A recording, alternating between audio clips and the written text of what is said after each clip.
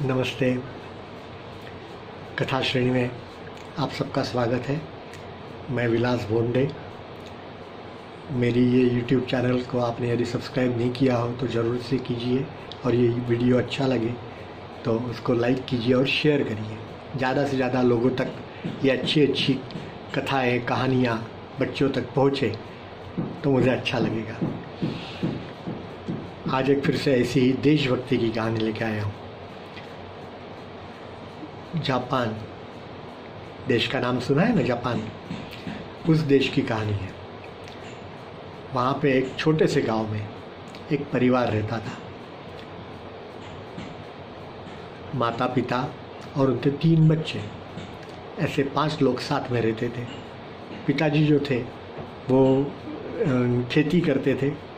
उस समय उनके देश पर किसी का आक्रमण हुआ तो राजा ने कहा कि सभी लोगों को, जो बच्चे हैं उनको छोड़ दो, और जो बड़े हैं वो सबको आर्मी में, सैन्य में आना है, सेना में, और देश की ओर से लड़ने जाना है। तो ये जो पिता थे, इस कुटुंब प्रमुख जिसको कहेंगे हम, परिवार के, तो उनको तो सेना में भेज दिया गया और वो लड़ते लड़ते हुतात्मा हो गए, शहीद हो गए, मर गए देश के लिए। माता जो थी वो फिर घर संभालने लगी, लेकिन अब वो वैसे भी तो गरीब ही थे, ज़्यादा तो उनके पास कुछ था नहीं। थोड़ी सी ज़मीन थी, उसके ऊपर जो कुछ भी उनकी उपज आती थी उसमें से उनका गुजारा हो जाता था, लेकिन वो गरीब ही रहे। तो उनके बच्चे जो थे वो माता को कहते थे, उनकी माँ को, कि माँ, ये स्कूल में सारे जो दूसरे बच्चे हैं वो हमें गरीब है इसलिए हमें बहुत चिढ़ाते हैं, सताते हैं। तो माता ने कहा कि तुम इसके लिए दुख मत करो, हम गरीब नहीं हैं, हमारे पास तो बहुत कुछ है। तो बच्चे पूछते कि क्या है हमारे पास? तो कि ठीक है, हमारे 2 हाथ हैं, हमारे 2 पैर हैं, हमारी इतनी ज़मीन है, इनको हम हल चला करके वो खेती करेंगे तो उसमें से बहुत पैसा आता है, और हमारा तो गुजारा हो ही जाता है, फिर क्यों चिंता करते हो? ऐसा करके वो उनको समझाती थी। अब हुआ ऐसे कि फिर से कुछ साल बाद जब ये बच्चे बड़े हुए तब जापान के ऊपर फिर से रशिया ने आक्रमण कर दिया। तो जापान के राजा ने फिर से कहा कि जो बड़े लोग हैं वो सारे सेना में भर्ती हो जाओ और युद्ध के लिए तैयार हो जाओ, अपने देश को बचाना है, देशभक्ति दिखानी है, ये समय आ गया है अपने लिए।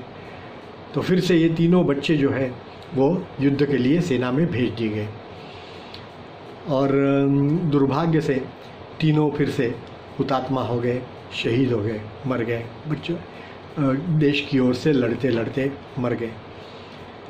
लेकिन ये देशभक्ति की मिसाल सबके सामने छोड़ गए।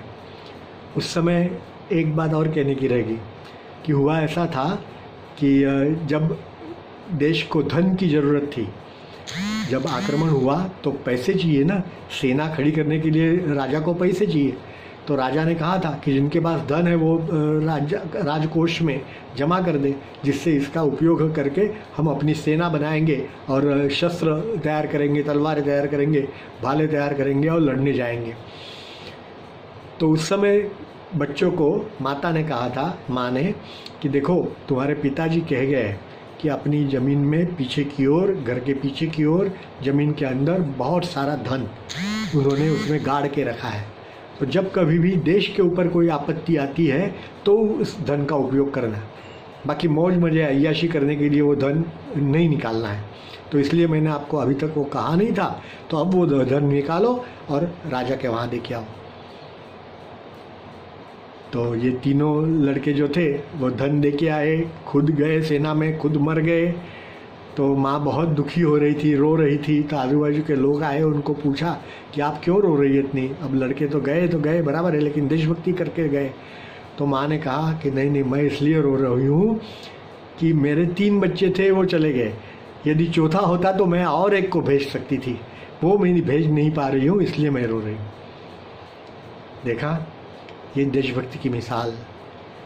कितने देशभक्त लोग हो सकते हैं कि अपने यहाँ जो धन है वो खुद के लिए उसका उपयोग न करते हुए बहुत सालों तक वैसे ही पड़ा रहा और उसका उपयोग देश के लिए किया।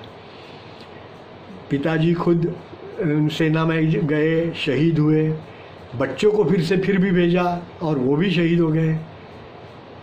और माता सोच रही है कि और कोई बच्चे होते एक दो तो मैं उनको और भेज सकती थी। इसको कहते हैं देशभक्ति। हम ऐसे देशभक्ति होंगे ना, देश के लिए लड़ेंगे, देश के लिए कुछ अच्छा करेंगे, है कि नहीं? धन्यवाद।